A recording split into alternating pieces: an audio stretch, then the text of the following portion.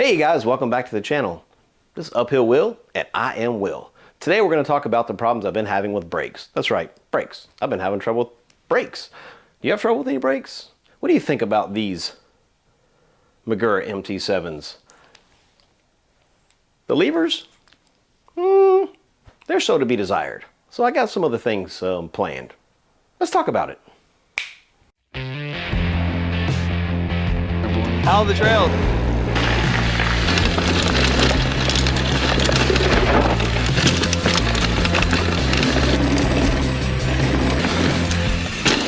Did you get a shot of my beautiful face?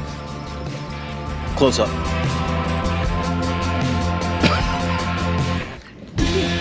So, we're stuck here with a problem. It's COVID.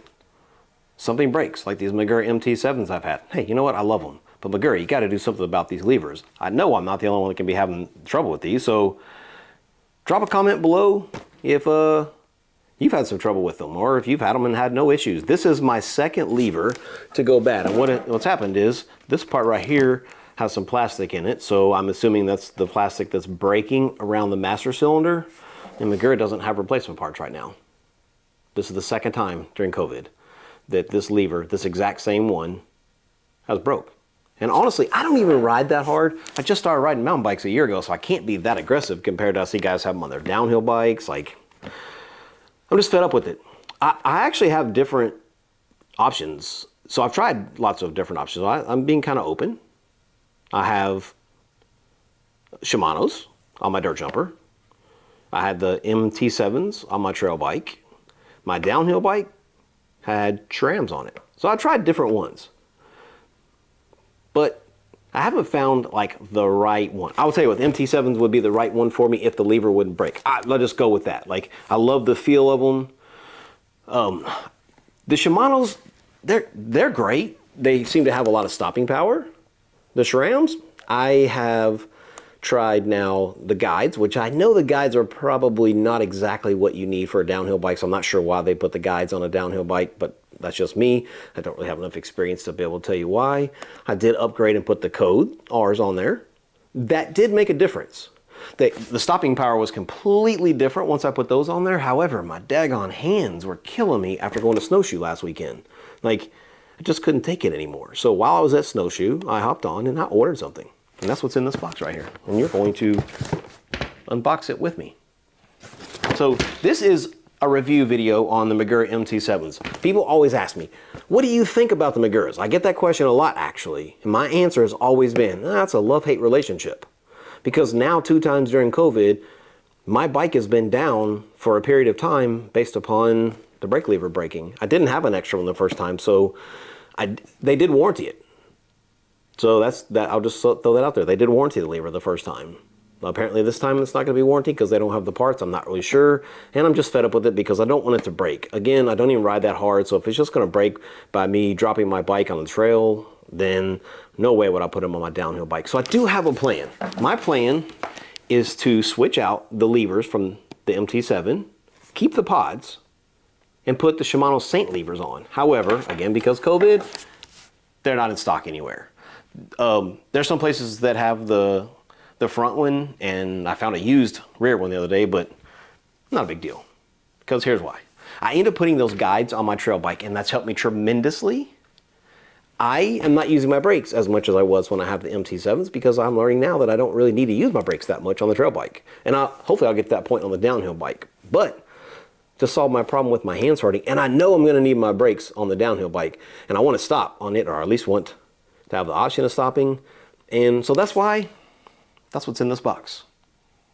I went ahead and it's COVID. We're stuck with the options of getting like the higher end stuff, like the entry level stuff that we would normally want to try or, give a chance. It's not available. So again, I'm stuck with spending more money than I really wanted to because I really would just rather have had the Saint levers, and that would have maybe probably fixed my issue. I'm not really sure. But how long is it going to be before I have the parts? Who knows? And I don't want to be stuck again. So even if I did break the Saint levers, I'm not sure. Like if I have another issue, no big deal. I now have enough brakes to modify any of my bikes to continue to ride and have the right kind of brakes on there when I need them. Once I put these on.